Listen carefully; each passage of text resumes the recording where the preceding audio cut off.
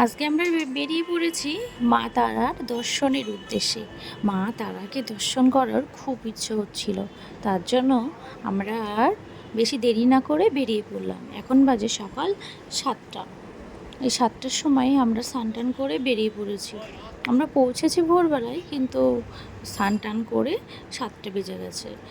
তা এখন আমরা যাচ্ছি, এই যে হাঁটছি আমরা রাস্তায়, দেখতেই পাচ্ছেন রাস্তাটা মোটামুটি ফাঁকাই ছিল সকালের দিকে, তো মা তারার জন্য ফুল নেওয়া হয়েছে।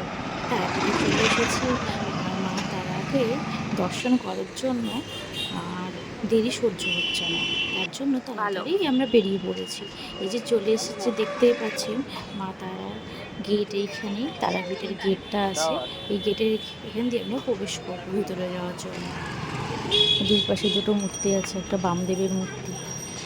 আর চলে গেছে যে আমার ছেলে দাদুর কোলে উঠেছে।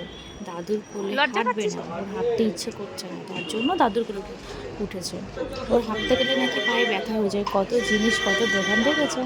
এই যে আমি দেখছিলাম, দেখতে বেশ ভালো লাগে, কিন্তু দামগুলো এখানে একটু বেশি। হাঁটবেই না কোনোভাবে, তাও একটু নেমেছে। এবার হাঁটতে হাঁটতে আমরা চলুন দেখি ভিতরের দিকে যাওয়া যাক।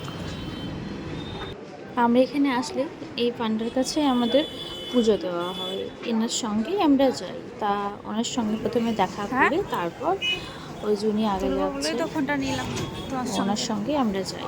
তো ওনার সঙ্গে আমরা এবারও গেলাম, উঠে পড়লাম মা তারার দর্শনের উদ্দেশ্যে। খুবই ভালো, মা না চাইলে তো আর হয় না, মা চেয়েছেন বলেই আমরা আসতে পারছি। তো যাই হোক, চলুন কতটুকু দেখাতে পারবো জানি না, চেষ্টা করছি। তা আমরা চলে গেলাম ভিতরের দিকে। অনেকে এসব থেকে ভিড় দেখুন এখানে, কিন্তু এই লাইনগুলোতে ভিড় শেষমেশ